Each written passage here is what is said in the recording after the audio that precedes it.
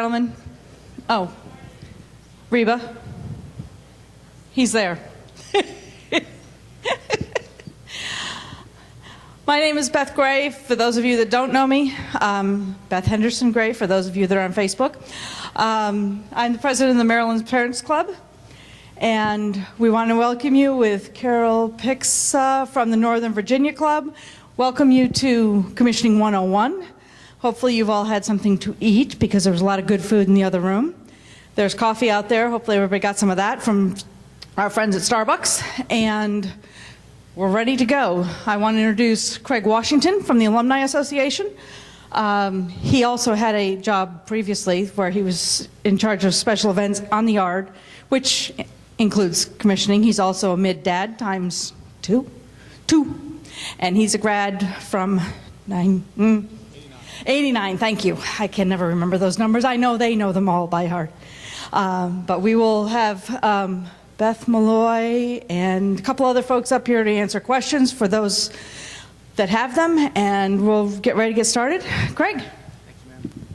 Thank you so much. And thanks to Beth and with the Grays and the Malloys and these families that have been putting this on for the last couple of years. This is it's a great opportunity to get a lot of questions asked and try to resolve what are we going to do for this week. There's so many different ways to do it, and we're going to learn a lot today as we go through this. But putting this on and getting the gift baskets and getting the word out there and building the book, it's a tremendous thing that these ladies do. So thank you very much.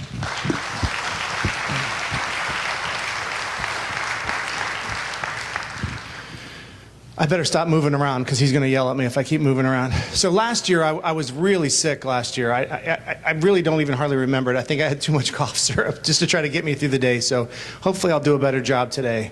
But this event has grown over the last few years. A few years ago, we fit in that little room over here, and there was maybe, 55 people in there. Now it looks like we've got several hundred. So the word is getting out, and it's becoming a better and better event. It's being videotaped in the back, and we're going to hang it on our website, and the Maryland Parent Clubs will hang it on their website, and we'll be able to get this out nationwide to all the parents clubs. So quickly, show of hand, who are volunteer leaders from our parents clubs across the country? Wow, good. Okay. How many 16 parents? All right, good. 17 parents. Good. That's a great sign. Any 18 parents? Nice. Nice. Okay, so 16 parents, you might walk out of here going, oh my, I got a lot of things to do. 17 parents, you're going to go, thank God I was here. Okay? Not that we have all the answers, but we can certainly throw it all out there to you. There's going to be a lot of information. I made copies of this presentation, so there's some floating around. I got another set over there. My wife's cruising around here somewhere with copies of it. She's up here in the front. Just so you can take notes as I go along. There's going to be a ton of information coming at you real fast, so please jot down your questions as we go through this, and we'll try to press through all the information. And then at the end, we'll get a couple of experts up here that have been through this a few times, and then we'll let you kind of work through your list of questions if that works. Before I go into commissioning week, I just want to talk to you a little bit about what's going on at the house. Picture of the house up there. We've been doing the bat receptions. So far we've had 6th bat and 4th bat over to the house. You might have seen some of the pictures on Facebook for those that are subscribing to the Alumni Association Facebook page. The battalion receptions are our opportunity at the house. Is Bill Dawson in here? Or do you have to go? Is Elizabeth Biedenbender in here? Back over there. Okay. Elizabeth is our Director of Parents Programs at the Naval Academy Alumni Association. I'm sure you've seen Elizabeth, her name pop up on all kinds of different things. So just wanted to point her out real quick with the yellow scarf over there. So we have the first class come over to the house for these battalion receptions. And what we try to do is introduce them to the staff and just get them social. We have cocktails and food, and it's a nice opportunity for them to meet the staff who they're going to be working with in the future as they are starting to transition into being ensigns and second lieutenants. So I get them and I show them our website. I show them how to log on. I show them how to start populating the information in the back of their account. We have a lifetime email pointing device that I show them how to use. So I'm craig.washington@1989.usna.com. Every one of your kids that's graduating in 16, 17, 18, you're going to be Joe Smith at 2016.usna.com for the rest of their life. They go into this account and they point it to wherever they want to point it, to their Yahoo or their Gmail or their .mail or whatever it is that they're doing. You can point to it. But you can always find me wherever I go, whatever I do, by the at 1989.usna.com. So there's things in that website there that they can use. There's tools, alumni lookup. There's 55,000 of us across the country. You can look up any alumni that's ever graduated from the school with just a last name and a year group, and you can find each other. The other night I had a young man that's going to Stanford in the fall. He gets the postgraduate education, big kid named Shaw, and he's going to Stanford for a master's degree. So I had him come in, log on, and we just typed in San Francisco. That's it. And then it pops up every alumni that lives in San Francisco. It's on a map, too. So he was able to drill down. He sees Stanford. There's a little blue button on there. He clicks on the blue button. There's another young man out of the class of 2000. There's his phone number. There's his email address. So now Mr. Shaw can go to the kid from 2000 who's going to Stanford, and he instantly has a buddy, somebody that he can turn to and start asking questions of. So it's a tool that we want our alumni to keep populated so that we can find each other when we need each other. There's other things in the website that I want to get them familiar with. We're rolling out a mentoring program to the class of 2016. The mentoring program is going to be an opportunity for young alumni as early as midshipmen in 2016 to find somebody out in the fleet that's like them. Not necessarily in their chain of command, but that's like them. So you log in, you create your profile, and then boom, here comes 10, 15, 20 people that are like me. Live in this area, this is the community I'm going to, and then they can start talking back and forth in a protege-mentor relationship and asking questions. We found that it's a great way for young folks to start getting questions on people that aren't necessarily in their chain of command. And we think that this is going to pay huge dividends for some of our groups, like women alumni that don't necessarily want to ask their department head what I should do about this or that. I can turn to another woman, recent grad, and maybe ask some questions outside of my chain of command on what should I do here, what's best for me, what's best for my family. So that's rolling out this spring. 2016, we'll get it in March, and we're pretty excited about that. I also show them the Service Academy Career Conference links. Not everybody's going to successfully make their way through primary flight training or nuke power school. Sometimes things happen, and a young man out of class 2015, big kid, Dylan Caudry, he's about this big, crew guy, red hair. He didn't make it through the intro physical in Pensacola, NAMI, and he called me and said, "Mr. Washington, I'm not going to be a pilot. What do I do now?" So we helped him, we talked him through it, we found out what's going to happen next, I explained to him the process.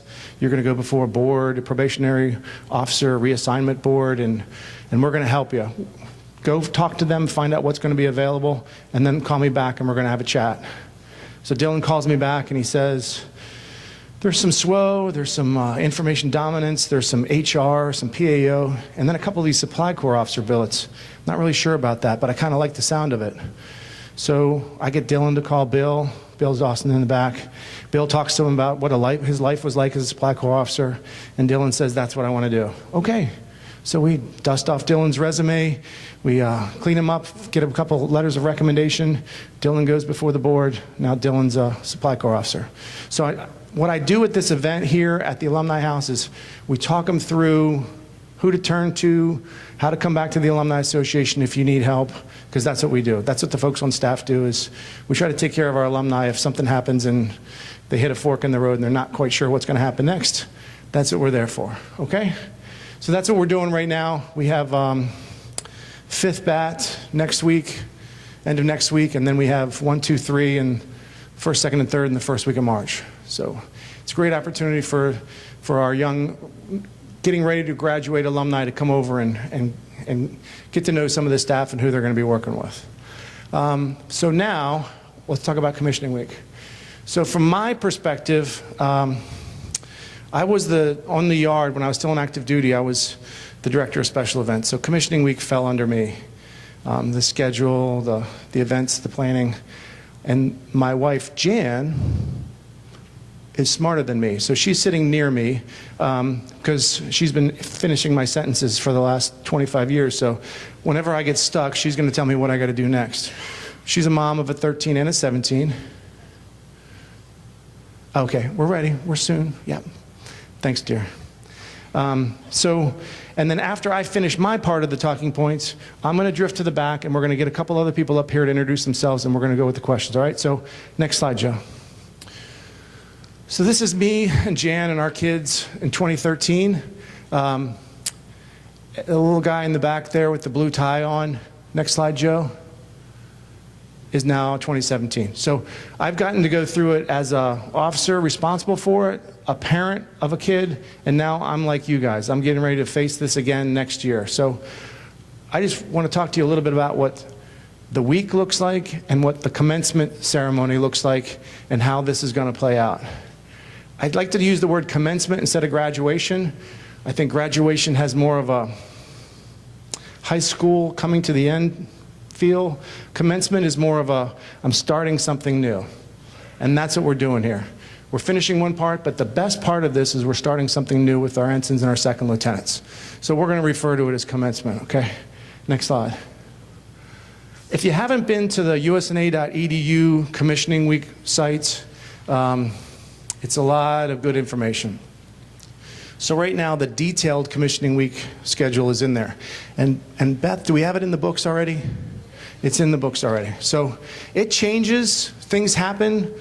There are some adjustments. It's probably 95% done, but there'll be things that bump along that might change things a little bit. So knowing where that is a good thing. And being able to get to that in bad weather is a good thing too. Because when weather turns bad and schedules start getting adjusted and we have to transmit stuff through the internet, we stream videos of events and stuff like that. The link to how we transmit the streaming video will be on that site. So I want you to be able to find that so that if we have a weather-affected color parade or a weather-affected graduation and we say, sorry, we're going to have to stream this, I want you to be able to find that site, click on the link, and watch the event at home or in the hotel, okay? And your families back at home that can't make it here or for whatever reason they want to be able to watch graduation, you're going to want to be able to click on that link and get to the streaming video and watch it at home, okay? Next slide. There's an app for that. How many here have this app on their phones already? It's the one on the left, but when you click on it, I'll kind of go through it. So Androids, if you got an Android phone, you can go get this right now. I realized this week that if you don't already have it on your Apple phones, you can't see it right now, but I'm going to have it up there in the next couple of days. It's a really cool app. And the Commissioning Week detailed schedule is one of the buttons you can click on. You can zoom in, see what time it starts, what's the location, you know. And then there's also an app for the campus map. So if they say somewhere on the detailed map, I've got to go to the Uriah Levy Center. Where the hell is that? Okay, well I can type Levy in the search button and it's going to find the map, on the map, where I've got to be. So that's kind of a nice little tool to have in your pocket. So if you got an Android, go ahead and add it to your phone. It's free.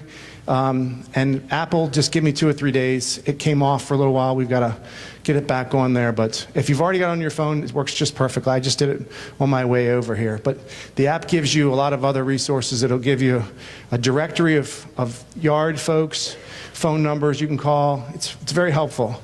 So that's some good gouge there. U.S. Naval Academy. Just type in USNA or U.S. Naval Academy. It'll start popping up. You won't see it for... You won't see it right now on an Apple phone, but you'll see it under Android. Jan just looked it up and added it to her phone. Is there a hand up there? All right, pressing along. Annie, did you have something? It's the blue one. It looks just like the one on the left. So don't pay for anything. These are free. If something pops up there and it says you have to pay $1.99, don't do it. That's not us. We wouldn't charge you for anything like that. All right, Joe, let's go to the next one. Oh, okay. So when you click on the detailed COM week schedule, that's what's going to pop up. And you can just zoom in and see the schedule. All right, next slide. We also have other social media pumping out lots of information. And if you're on Twitter or if you're on Facebook or you're on Instagram, our social media people are pumping out information. So during the week, something happens and we have to cancel something or move something indoors or weather's going to affect something, we're going to be blasting out information. So if you're following us on any of these social media accounts, you can expect that we're going to be pumping information out, okay? And then when we do go to those events, we'll be taking pictures and hanging it on there. Everything is at USNA alumni. All right, next. You can't see this chart, but your kids can. Your mids can. This is hidden behind the intranet domain.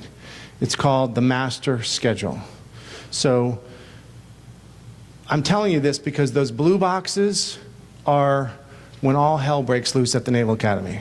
So what's happening in those green banners up top from Cinco de Mayo through March 12th is the kids are in their final exams. When they finish their final exams, they got intersessional leave, and they have a little break. They can go home, come back, get their act together. But then things start happening real fast. Seconds and thirds have to be back to help with sea trials. First class have to be back on the 17th, and then they start getting inundated with all of these checkout things that have to happen. The CNO wants to talk to them. The Commandant of the Marine Corps wants to talk to them. A lot of really busy events happen to them on the 18th, 19th, and 20th. On the 20th, Friday the 20th, they're going to check out. They're going to go get their files, their medical records, their pay statements, and they're done. They're out. They don't even have a room in Bancroft Hall unless they ask for it. So for all you sponsor moms and dads that are out there, expect to have your basements full on the 20th or before. I think we had like 12 of them at one time, right? The whole house is covered in sea bags and boxes. And then you guys are probably going to roll into town, most of you on Saturday or Sunday. I think people tend to go Sunday to Sunday. Some go Saturday to Saturday. But on the 21st, there'll be ring dance, and that's great for the underclass. And then on the 22nd, Sunday the 22nd, you start getting into all your baccalaureate ceremonies. The 1st Battalion reception is on Sunday, 1st and 2nd Battalion, then 3rd and 4th on Monday, Tuesday, and thereon. So it's a very, very busy time for these guys and gals from the 17th on. After they return from that intersessional leave, a lot of craziness is going on. All right, next slide. So some of the major events on the yard, I'm just putting a couple of them up here, but I'm just going to foot stomp them. Those superintendent receptions, the garden parties they used to be called, are fabulous events. And so 1st and 2nd Bat will go on Sunday, 3rd and 4th on Monday, 5th and 6th on Tuesday. They're from 4:30 to 8 o'clock. And they're wonderful. They're wonderful events. The weather can affect them. I'm just going to say, if the weather affects them, they'll move them into Dahlgren. Monday, 8th and I perform, and it's the full battle-colored detachment. The Silent Drill Corps team, it's a really, really wonderful opportunity to see the Marine Corps. They're pretty special performers. But that's a 70-minute performance on Monday from 11 to 12:10. Herndon is that afternoon. Herndon can go anywhere from our son's class, 2013's class, they didn't grease it, so they were up it in like 2 minutes.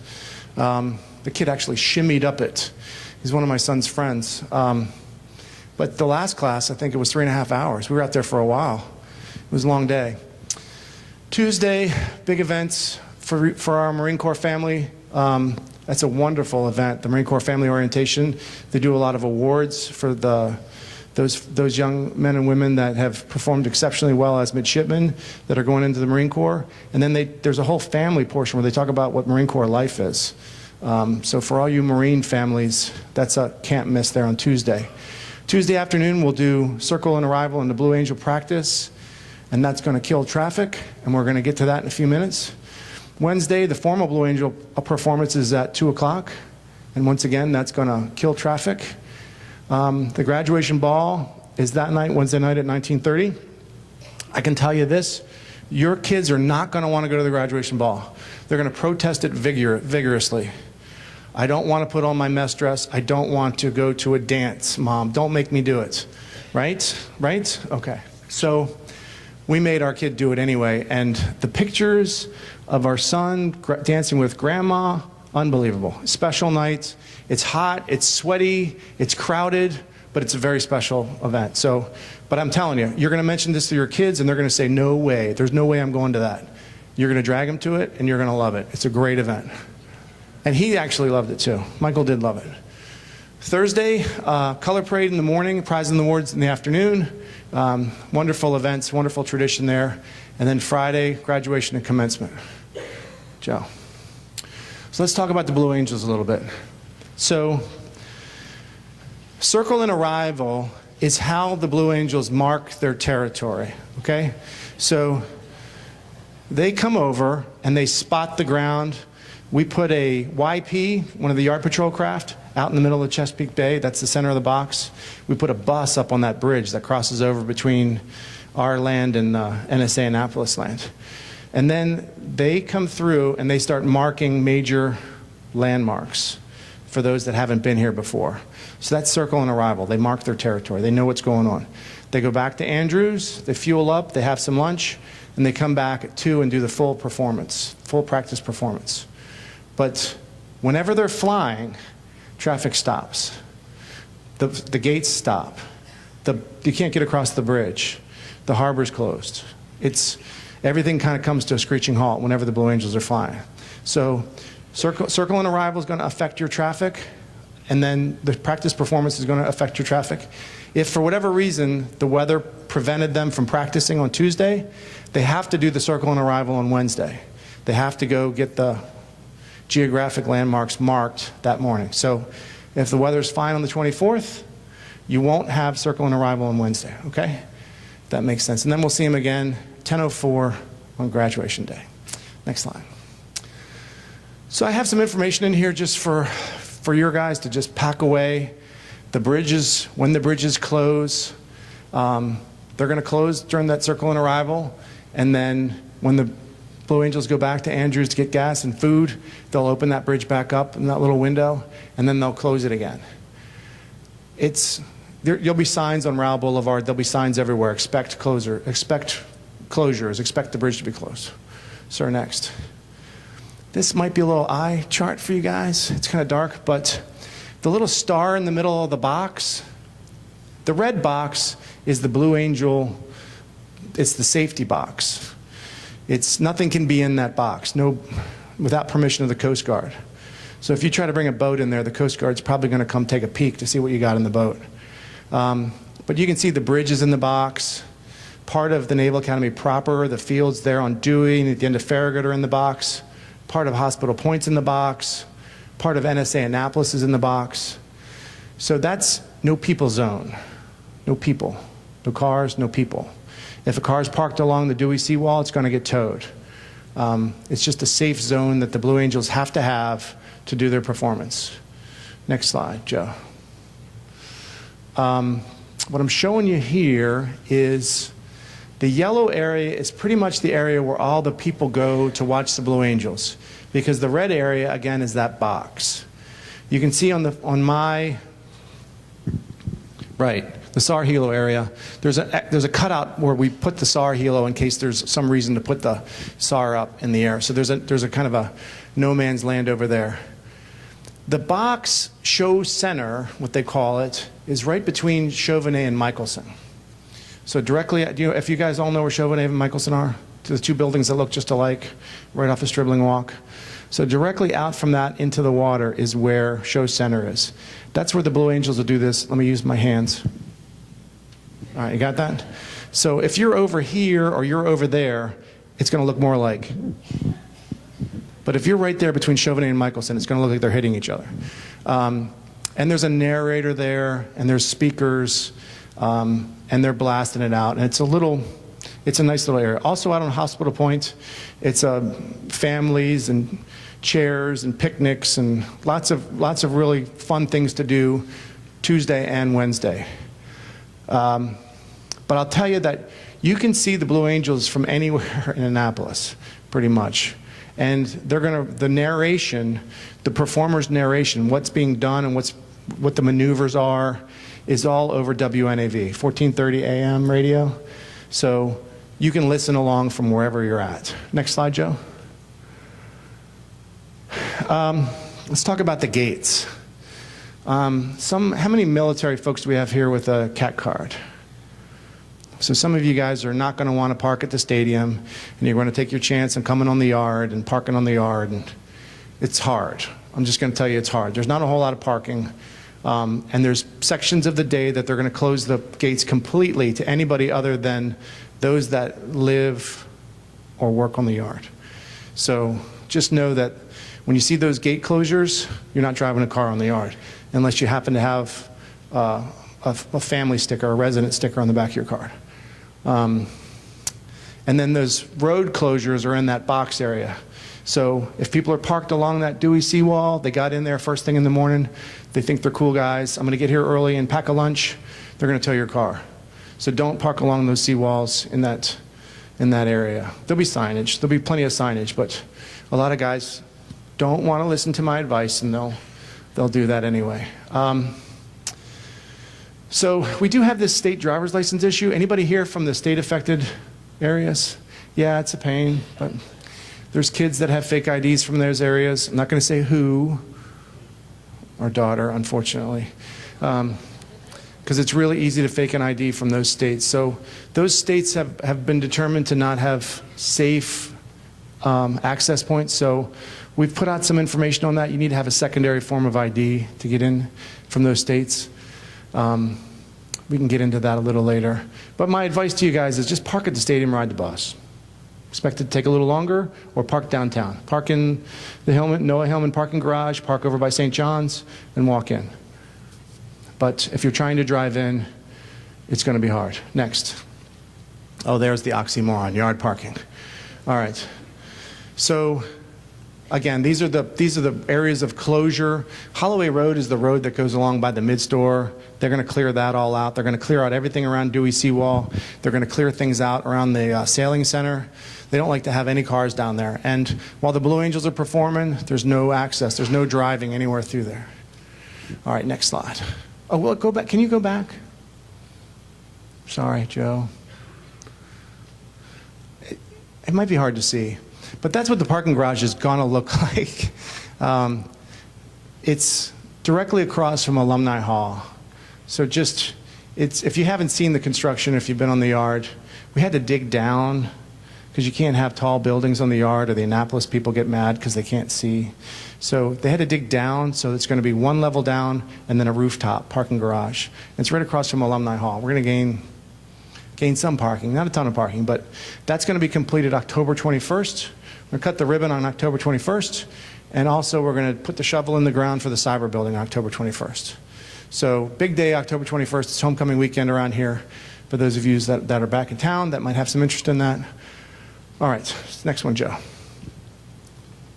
So let's talk about some logistical hurdles. Not that I haven't already given you enough logistical hurdles, but there's a lot of them. So all the events that we are going to do have weather alternates. And when we do a weather alternate, it's not necessarily got the same access that we had under open conditions, right? So we can't get everybody into the indoor color parade or the indoor commencement. Everybody can go to the soups reception, but that'll be over in Dahlgren Hall.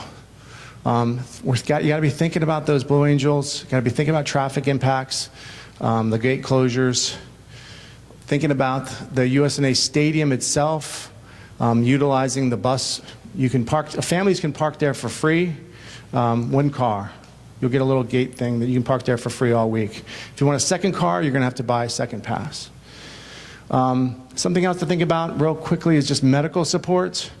We have medics on the yard that can attend to military people, but they can't legally attend to civilian people. So if somebody falls out medically, we're going to try to do what we can to make them comfortable, and then we're going to call 911 and bring it. City of Annapolis is going to bring ambulance onto the yard. So that's just something you guys got to be aware of. If you twist your ankle walking over the footbridge and you need to go get medical support, it might not be right there. Tickets, I think a lot of the gouge has been passed around about tickets, but for outdoor graduation, you have 6 in the company area, and I'll show you a picture in a few minutes of where the company area is, but then you have unlimited beyond that in the upper deck and in the outer section where the mids sit. So if you want to bring 40 people to graduation, bring 40 people to graduation. Just ask for it. You're only going to get 6 in company area, then you're going to get 34 in some of the upper decks and some of the outer areas, but bring whoever you want. We've had 28,000 people at graduation before. Not a big deal. But if it rains badly, we're going to go indoors and you're only going to have 4 per family. Now, I'll just tell you that that's only happened once. 1987, I was a mid. We didn't have Alumni Hall. All we had was Halsey Fieldhouse, and it was chaos trying to jam families into Halsey Fieldhouse. It was hard. So we've learned a lot from that over the years, but they have to limit the number of families that can, number of people per family that can get inside of Alumni Hall. If we do an indoor color parade, if it's storming and it looks dangerous and they have to cancel the outdoor color parade, that color parade goes indoors inside Wesley Brown Fieldhouse. Now, we can't fit 30 companies inside Wesley Brown Fieldhouse. We can only fit 4. So the current color company, the incoming color company, and then 2 that get picked out at the Daunt's discretion will go into the Wesley Brown Fieldhouse, and they'll do a small version of the color parade, and they'll do the ceremony where they change from the current to the future.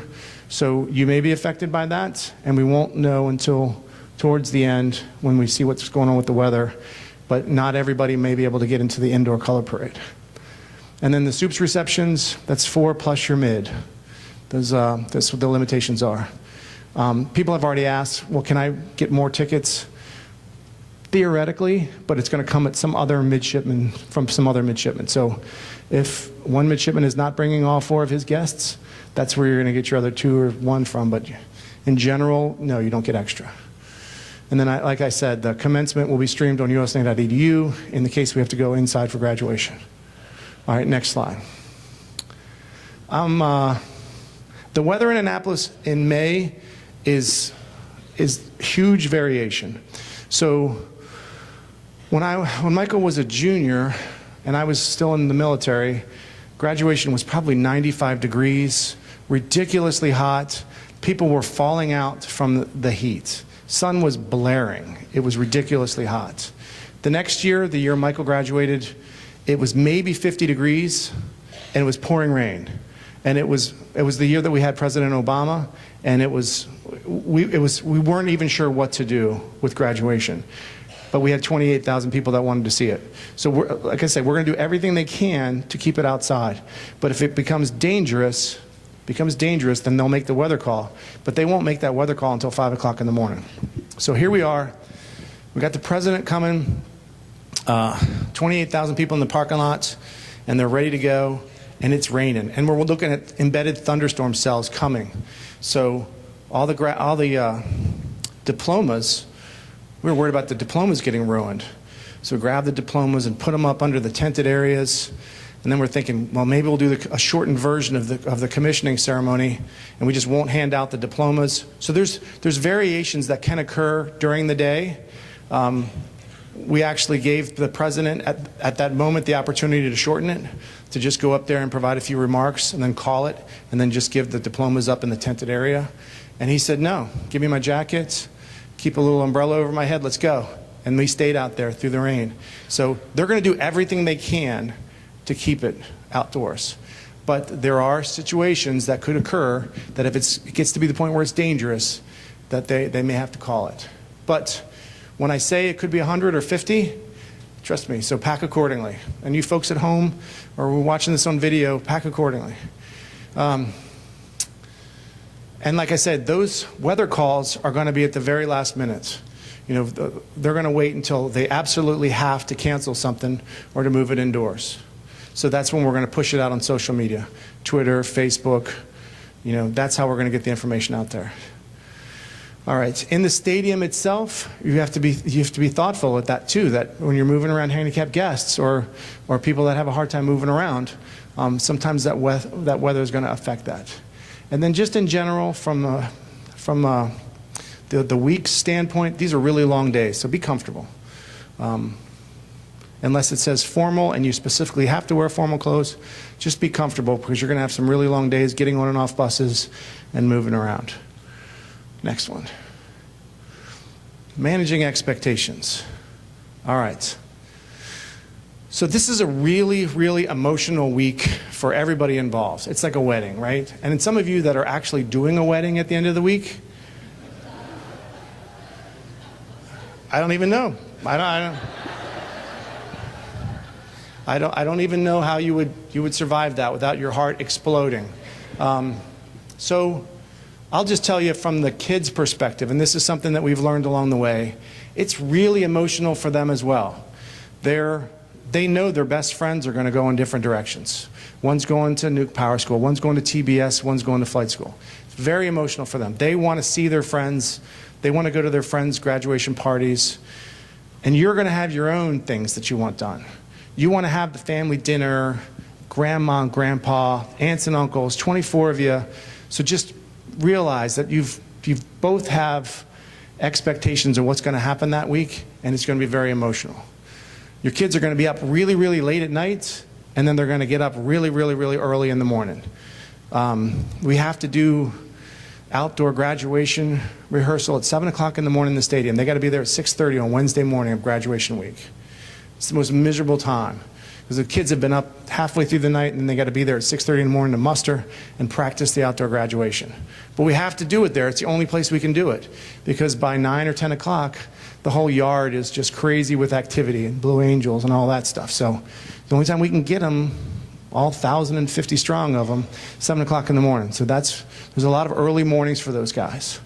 So you're going to have all these conflicts between what they want to do and what you want to do. I'm just warning you that just be careful with that. Try not to schedule too much. Try to consider the traffic and the time when you're making your reservations. You get a family comes in here and says, Wednesday afternoon after the Blue Angels, we're having our family dinner at 6 o'clock on the other side of town. It's not going to happen. You're not going to get there unless you can somehow get a helicopter to pick you up and fly you over there. There's 40,000 people that have to leave the yard at the same time, and it's slow. And there'll be police out there at the gates, and they'll be vectoring traffic left and right, but it's slow. It's going to take a long time to get on and off the yard. Just consider that when you're making your plans for when you're going to do things. And then, of course, the weather. The weather is going to dictate everything for us anyway. Joe? The commissioning ceremony day. A lot of people ask, when do the gates open? When do I get there? What should I expect? A lot of things. The gates generally open to cars at 6 o'clock in the morning.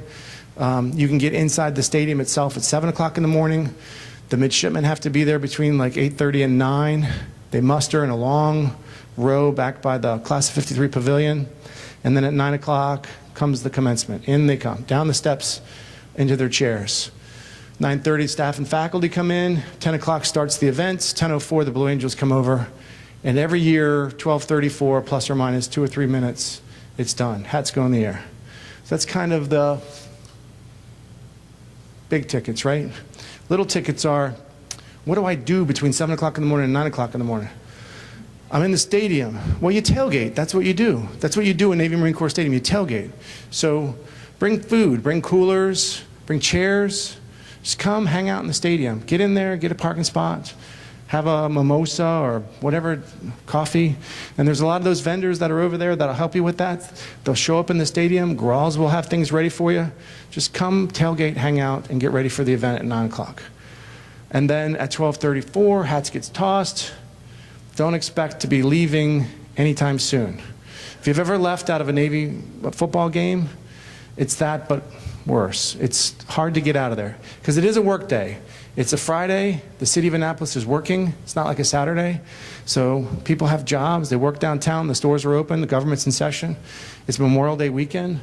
So it's hard to get out of that parking lot. I do have a point here about finding your ensign, second lieutenant on the field. That's crazy. So hats go in the air, all these kids run in there to get the hats, and then you are coming down out of the stands and you want to find your midshipmen so you can do the shoulder boards and the cover. It's crazy trying to find them, especially if you're my wife's height and not my height. I can find them, but she can't. She's got to grab me and follow me along. So find a place beforehand to tell your kids to meet. Meet me in the end zone closest to the 53 pavilion. Meet me at the 50-yard line. Meet me at the 20-yard line on the home side. Then your kid can go there and you know where to meet, okay? Pick a place before the hats go in the air and then show up at that location on the field. Or just try. You'll get close. At least you won't be looking at the huge mess out there. And then don't be in a hurry to get out of there. All right, Joe, next one. So I kind of went through this a little bit. The weather's going to have to be very dire for the stuff to go inside. If we do go inside, though, and the calls get made, you're still going to park at the stadium as if you were going to do an outdoor graduation, and they're going to run you under the yard in buses. So it's going to take some time to get 7,000, 8,000 people onto the yard by bus, but they will. And if they have to roll back the start time of the graduation, they will. But that's how we got to do it. You can't expect the gates to open and suddenly be parking for 7,000 on the yard. It's not going to happen. So we're still going to run you in on buses, but you're going to be limited to 4 per mid, and you're going to have to show those tickets out at the stadium before you get on the bus, because we're not going to let 20 people on there, then find out we have a problem getting them in the door at Alumni House or the Alumni Hall. And this is where you're going to want to have a plan for viewing it off the streaming version. So if you're got 15 people in town, bring a laptop, talk to the hotel, see if they have an opportunity, someplace where they can stream the video on a TV, iPads. We have this really cool Chromecast thing. We plug this little Chromecast thing into a TV, and from my phone I can blast it on there. So there's options, but just know that if we have to stream it, you want to have some way of getting to the internet to watch it. And then for all of your family and friends back home, we'll tell you what the link is, but you just come in through usa.edu, click on the link, and they're going to watch. You're going to watch the procession in. You're going to watch all the speeches. You're going to watch the hats go up. That's the way you want to do it, okay? Next one, Joe. All right, so planning on how you're getting around. I wanted to talk about that real briefly. So there's a lot of different ways of getting to Navy Marine Corps Stadium. Most people think they have to take 50 to Raoul Boulevard. If you've ever done that on a football game, you're there with 20,000 of your friends all with the same idea. But there's other ways to get to the stadium. Don't tell anybody?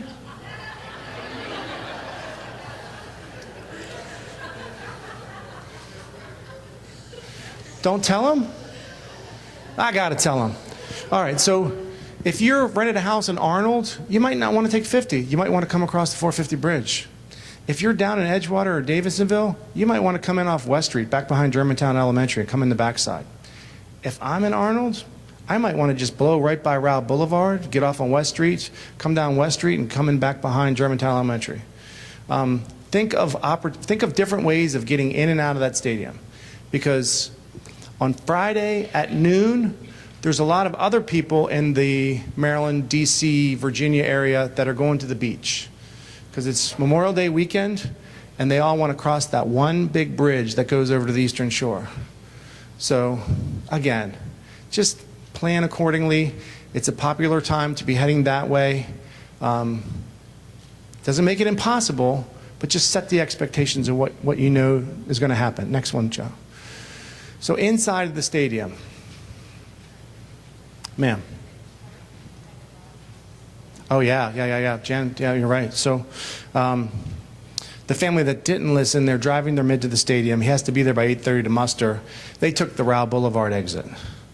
And so the poor kid had to get out of his car and run down Raoul Boulevard. He was a Marine, too, I think, right? In his chokers. It's kind of rough to watch, but plan accordingly. So inside the stadium, it's going to be small in your handouts, but we're going to PDF this thing and hang it, and you're going to be able to blow it up and look at it. So it's in the booklet. Okay. All right. So As you're looking at the stage is at the open end of the stadium, right? You have even numbers on one side, odd numbers on the other. The reason why I bring this up is you can park on either side of that stadium. So if you have a family member that's in a wheelchair or is not that mobile, try not to park on the opposite side of the stadium. Because there will be handicap parking there, but then they're going to have to go around the horseshoe to get to the other side. And at the top of the horseshoe is where the mids are. And if the mids are processing or the staff is processing in, they're going to get stuck because they can't break through that procession, okay? So try to park on the side of the stadium to the best as you can, especially if you have somebody handicapped or that doesn't move around great, okay? And there's handicap areas on either side, parking on either side, access on either side. The ramp side, we're above the midshipman area, above the blue area. It gets pretty crowded up there, so they're gonna ask you to only have one handler per wheelchair, so that we don't have families of 10 up there with one person in a wheelchair. So they're going to ask you to please do that. Don't bring a whole family up there into some of those handicapped viewing areas. But I can tell you, it's not bad viewing from around the horseshoe. And a lot of the handicapped folks will hang out around the horseshoe because it's a pretty good view. And they got everything up on the big screens, and you can hear wonderfully. So, but just think about that for the day. Those little e-cruisers, they're going to see people having a hard time walking out in the parking lot. And they're going to be driving around to scoop people up and drive them to where they need to go. So don't be shy about flagging down an e-cruiser. So if you have somebody that's not moving too well, just flag them down, get them over there, and they'll move them to where they need to be. Okay? All right, next one. This again is just a reminder of how the stage is set up. The mids are in blue in the center section. Those little parallelograms, those little yellow parallelograms in the field are VIP seating, somewhat legacy seating. There's staff and faculty down there in those spots. The blue adjacent to either of those is where the second, third, and fourth class midshipmen are going to be. So kids will be in summer weights down there in those areas. The red area is no man's land. You can't sit there at all. It's security perimeter. Anything parallel to the stage and beyond, we set it that way so it's really for when the president or the vice president are there, but they've done it consistently year after year, so you can't see from there anyway, so you wouldn't want to sit there. The gold area is the company area. So that's where you're going to get the 6 per family in the company area. And again, we'll talk about the flow here in a second. But the green area is the overflow seating, and that's where, if you want to have 45 people, that's where they're going to sit, right? So the top 10% of the class graduate a different way than the rest of us graduated. So the way they cross the stage, you're going to want to know about, right? So the kids in the front rows are the kids in the top 10%. They stand up and they circle. How can I show you this? They're going to cross the stage this way, all right? From that side of the stage to this side of the stage. So if your kid is in the top 10%, they're going to come up a ramp on that side of the stage. They're going to shake hands with everybody. The CNO, whoever the guest speaker is, the superintendent, SecDef I think we have this year, and then the picture. There's photographers there. They're going to take pictures. From that side looking up is the great shot, right? Because that's where they're coming down. For the rest of us, we graduate, we come up the center, and then we turn to the right or turn to the left. So if you're even number, you're turning this way. If you're odd number, you're turning this way. So when you make that turn, your families are going to be over there. That's where the pictures are, right? Next slide. Yeah. So go back two. Go back two. One more. All right. So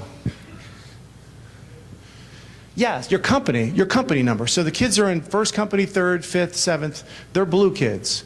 The even number ones are 2, 4, 6, 8, 30, right? They're the gold side. It's going to say on your ticket, your gold side or your blue side, okay?